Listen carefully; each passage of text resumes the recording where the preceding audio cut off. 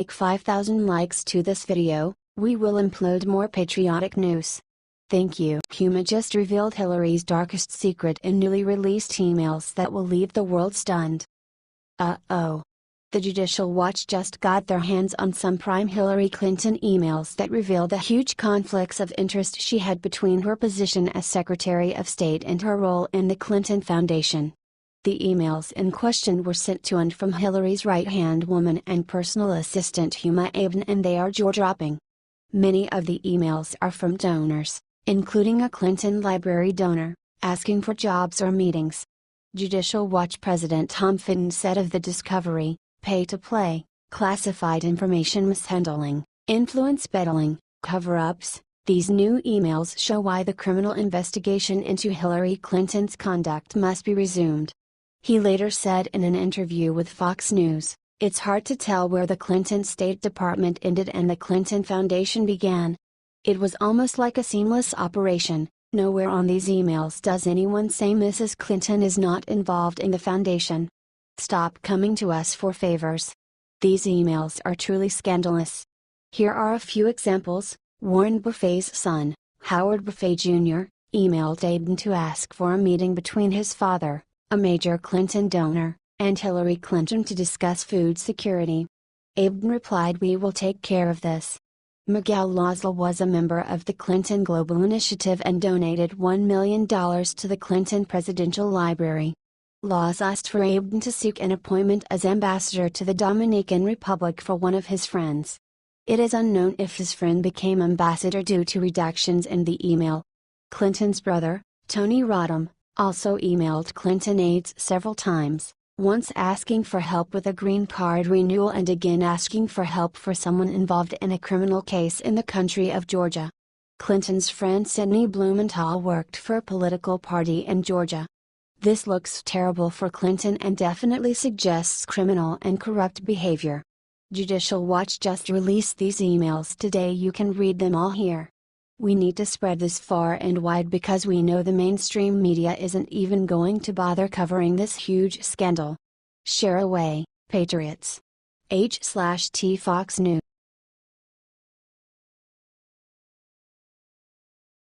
Triumph. What Trump just achieved for the first time ever in America will have all Americans smiling.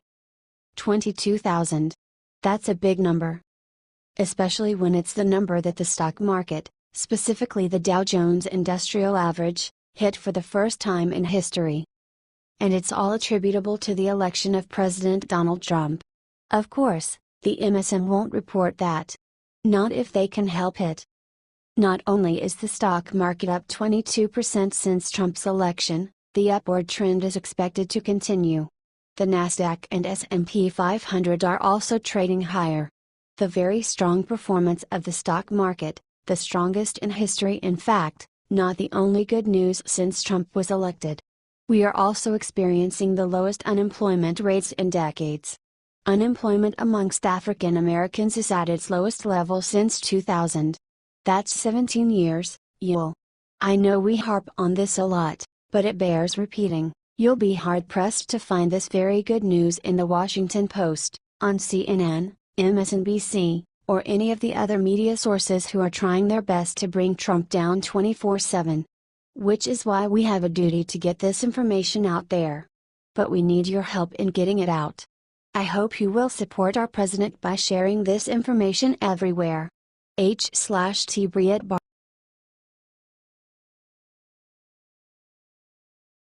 Loretta Lynch's dirty secret just leaked and it's worse than anyone could imagine. On Friday, Kim.com dropped this bombshell on Twitter. He posted this on Friday and showed that Loretta Lynch was using an alias to contact certain DOJ officials. The Department of Justice was forced to release hundreds of emails to the American Center for Law and Justice, ACLJ, about A.G. Lynch's secret meeting with former President Bill Clinton. Someone noticed that Loretta Lynch used a different name to hide her identity from Department of Justice officials. See that above? A.G. Lynch aka Elizabeth Carlisle then responded with a thanks to all who worked on this. In another message from May 29, a message from the Attorney General was sent to Elizabeth Carlisle's account. Then some internet sleuths took it farther. They found that Loretta Lynch used her grandmother's maiden name as her pseudonym. Loretta's grandmother's name is Lizzie Carlisle Harris. Check out her grandmother's death certificate below. It's time that we look into this Elizabeth Carlisle. The deep state forgot to cover up their emails. Share this everywhere to help bring Loretta Lynch down. The nation needs to know about this. Why does it appear that she is using a fake name in communications? She needs to be subpoenaed and questioned for her meeting with Bill Clinton on the tar.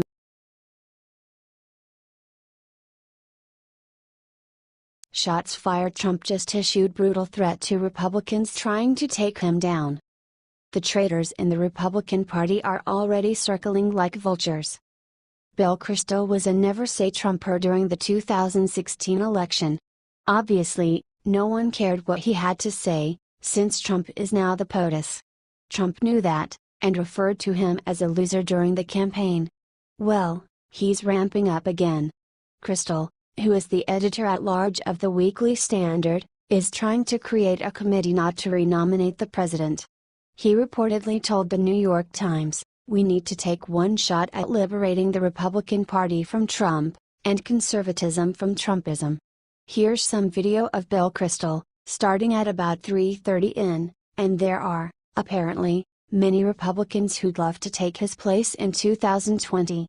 Ohio Governor Kasich, for example, has been very vocal against Trump and seems to be positioning himself to run. Most of the others, though, are laying lower, but still courting donors and interest groups for support. Should Trump be worried? Not according to White House spokeswoman Lindsay Walter, who warned, "The president is as strong as he's ever been in Iowa, and every potentially ambitious Republican knows that. I think that the more they try to tear him down, the stronger Trump's base gets. We got him elected the first time, and we can do it again." Do you agree? Comment yes or no and please share to get all the support we can. H/T The Washington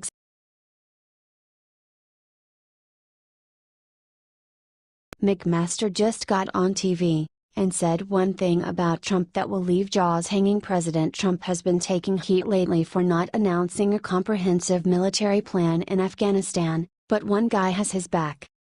National Security Advisor H.R. McMaster defended President Trump in an interview with MSNBC on Saturday, saying, "The president's already made some important decisions on Afghanistan." McMaster, however, emphasized that the president is not interested in announcing his strategic plans. "We're not gonna talk tactics anymore, right? Everything before was, troop levels and very specific details announcing to the enemy years in advance exactly the number of troops you're gonna have, exactly what they're gonna do and what they're not gonna do. And so the president has said, that is not the way to fight a war. It never has been. This is an invention of recent years." Boom. Seriously. It never made any sense to broadcast so much of our military strategy on national television. McMaster said that now that they are no longer doing that, they have seen tremendous success in the region. There's a tremendously successful campaign going on with Afghan forces in the lead. It's an unreported campaign in Nangarhar province of Afghanistan. McMaster also praised the president's decision to let the Pentagon lead the military campaigns, saying, "The president has said that he does not want to place restrictions on the military that undermine our ability to win battles in combat. He has lifted those restrictions, and you're beginning to see the payoff of that as well."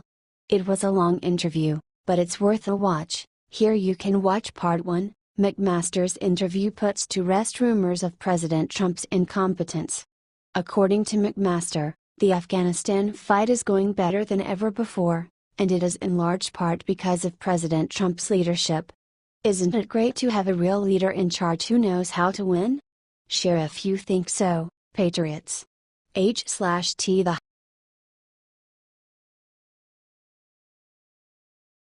Comeback King Jeff Sessions is all smiles after the amazing news General Kelly just gave him. Remember how just last week everyone was freaking out about President Trump firing Jeff Sessions as Attorney General? Since then, he fired Spicer, Scaramucci, and Priebus, but no Sessions. Well, in case you were still wondering the fate of Jeff Sessions, General Kelly just made a call that will clear that up for good. General Kelly just told Sessions he will get to keep his job as Attorney General. According to the Associated Press, the call was made on Saturday, right after he was appointed the new Chief of Staff, and let Sessions know his job is secure. However, this is not the only message Kelly delivered to Sessions in that call. He let AG Sessions know that President Trump, despite keeping him, is still very upset over his Russian recusal and the way he has been prioritizing his Justice Department so far. So, it would be presumptuous to say that Jeff Sessions is out of the woods just yet, however his job is safe. For now. Still, despite Trump giving General Kelly many new authorities as Chief of Staff not delegated to Reince Priebus, at the end of the day he too serves at the pleasure of the President. So, Sessions, just remember who you work for and you should be fine. Share this out everywhere if you are glad to see Jeff Sessions back on Trump's good side, at least, for now. Share.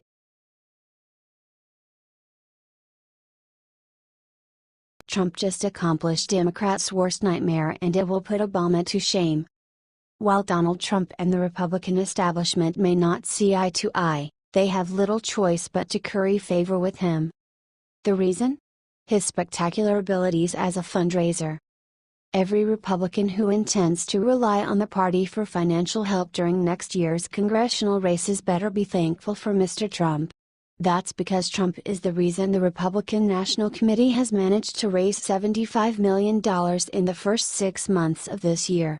Compare that with the fact that, in Obama's first 6 months, the Democratic National Committee had only raised half that. Because of Trump's popularity with his base, they have been willing to donate more money than ever before. In fact, the party raised more cash online in the first 6 months of 2017 than it did in the entire of 2016. And the RNC is 100% loyal to Trump. RNC Chairwoman Ronna Romney McDaniel, who happens to be Mitt Romney's niece, has said, American people put him in office to accomplish his agenda. And while he's at odds with some GOP establishment, the ones who are coming up for re-election won't openly defy him. They absolutely need him. I'm not sure what that says about them. Or maybe I am. And it's not pretty. If you're proud of our president, please share this everywhere. And comment I'm proud of President Trump. H/TABC